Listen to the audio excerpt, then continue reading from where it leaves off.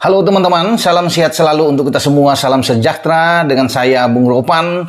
Dan saatnya kita akan mereview pertandingan-pertandingan menarik dalam lanjutan kompetisi sepak bola di Inggris atau IPL, di mana Arsenal atau The Gunners akhirnya mampu merebut 3 poin di St. James Park. Ya, ini stadion St. James Park ini begitu kuat magnetnya bagi tuan rumah Newcastle sebenarnya. Mereka tidak mau ingin kalah di sini karena Newcastle punya kepentingan untuk bisa bertahan di 4 besar atau zona Champions.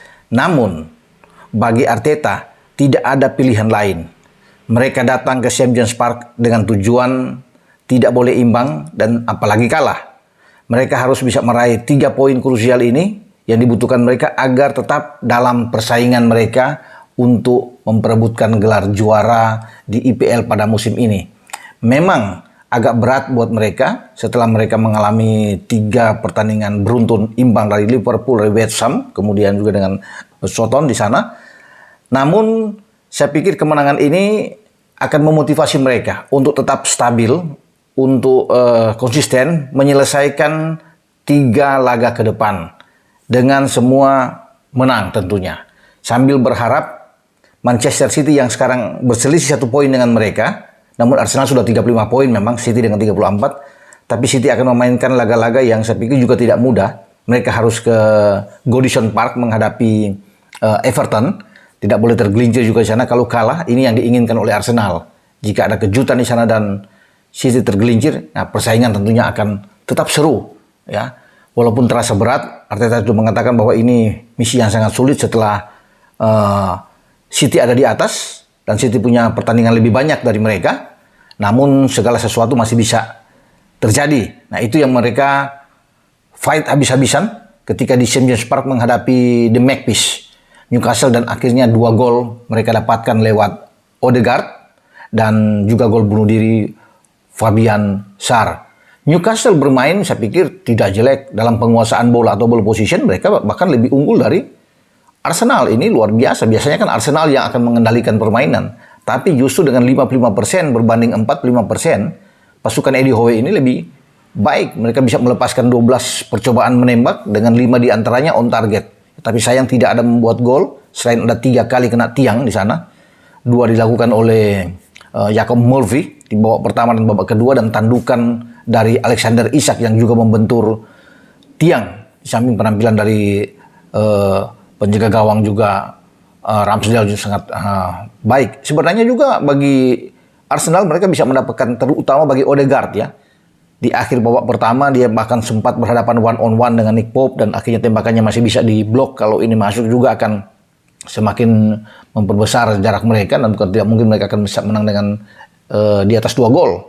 Tapi juga penampilan Nick Pope juga oke dalam pertandingan ini. Ini pertandingan yang menarik, pertandingan yang seru disuguhkan oleh 2 tim, dan Arsenal melepaskan 10 tembakan dalam pertandingan ini dan 6 diantaranya on target. Mereka lebih efektif di dalam memanfaatkan setiap momen, peluang, dan itu yang didapat oleh Odegaard. Ketika dia mencetak gol di menit ke-14, ada perpindahan bola yang teratur dengan baik, dimulai dengan Bukayo Saka dari sisi kanan.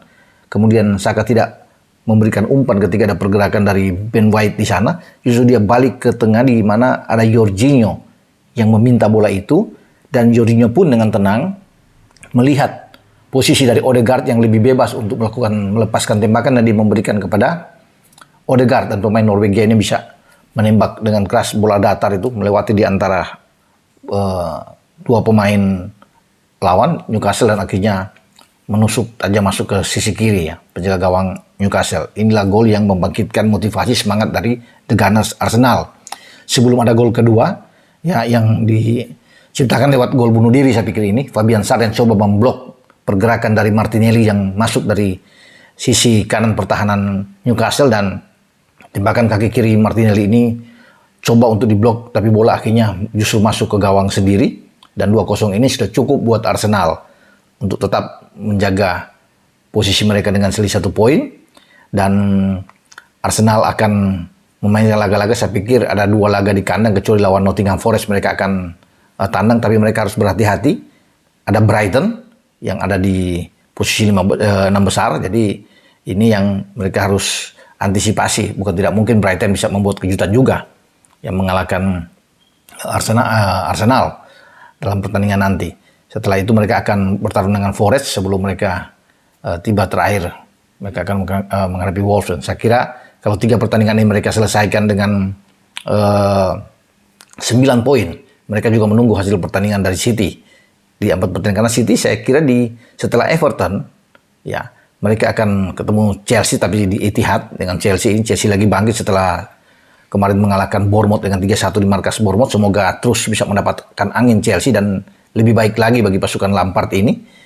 Setelah City dengan Chelsea, City akan menghadapi 2 laga yang saya kira berat, 2-2 tandang. Ya, itu Brighton dan Brentford. Ini tidak mudah juga. 2 tim yang bisa mengejutkan ya bagi City kalau tidak memang fokus benar-benar. Tapi saya rasa Pep juga tahu apa yang harus dilakukan.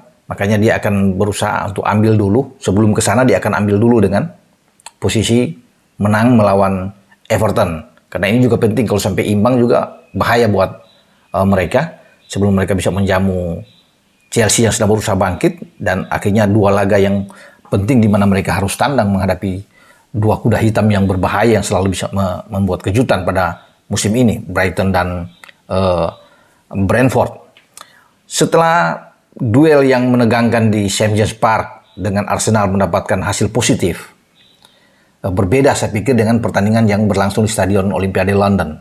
Tuan rumah West Ham United mampu juga memanfaatkan momen mereka sebagai tuan rumah di hadapan publik sendiri. Mereka bisa mengalahkan The Red Devils atau Manchester United dengan 1-0. Gol tunggal ini dibuat oleh pemain mereka, Said Ben Rahma, ya pemain tengah mereka, yang justru bergerak seorang diri ke jantung pertahanan Manchester United. Ada 3 padahal pengawalan di sana, termasuk ada Luke Shaw, ada Wan-Bissaka dan juga dengan Lindelof. Tapi kemudian dia masih bisa percaya diri masuk dan melepaskan tembakan kaki kiri yang tidak bisa diatasi oleh penjaga gawang terbaik mereka. Yang biasanya kan De Gea ini selalu menjadi penyelamat. Kalau tidak ada De Gea di bawah Mister, banyak kali MU untuk bisa mengalami kekalahan. Tapi kali ini dalam tanda kutip agak kurang sigap ya. Bagaimana De Gea untuk bisa mengantisipasi tembakan dari Said Ben Rahma ini. Dan justru tidak diduga sama sekali, akhirnya bola lepas dari jangkauannya untuk bisa masuk ke gawang sendiri. Dan ini menjadi gol semata wayang, gol tunggal bagi West Ham ke gawang MU. Sangat disayangkan bagi MU ya, bahwa MU ini menguasai semua pertandingan dengan ball position mereka, bahkan bisa mencapai 66% dalam pertandingan ini berbanding 34% hanya untuk West Ham. Tapi mereka kalah. Pasukan Erik ten Hag ini ada 19 tembakan percobaan yang mereka lakukan sepanjang pertandingan dengan 4 on target, tapi tidak ada gol sama sekali. Walaupun di depan kita tahu bersama bahwa Weghorst, Rashford, Bruno Fernandes, ya saya pikir ada Anthony yang bermain, sudah Eriksen, Casemiro yang ditampilkan sejak awal berusaha keras sebelum ada pergantian dengan Jadon Sancho masuk di babak kedua. Ada Anthony Martial, Fred, Marcel Sabitzer juga ikut dimainkan, Diogo Dalot yang bermain, tapi semua upaya ini tidak membuahkan hasil. Ya, bahkan mereka dalam 2 pertandingan terakhir ini dengan kekalahan demi kekalahan yang dialami oleh MU.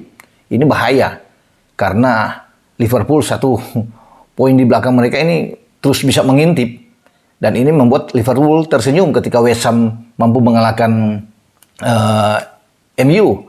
Jadi berbahaya. West Ham ada melepaskan 15 tembakan dan 4 on target di sana, dan mereka bersyukur dengan 1 gol dari Ben Rahma, walaupun mereka lebih banyak tertekan, bertahan dan hanya mengandalkan counter attack dalam pertandingan. Nah, ini akan menjadi pekerjaan yang berat bagi seorang Erik ten Hag untuk ke depan ya.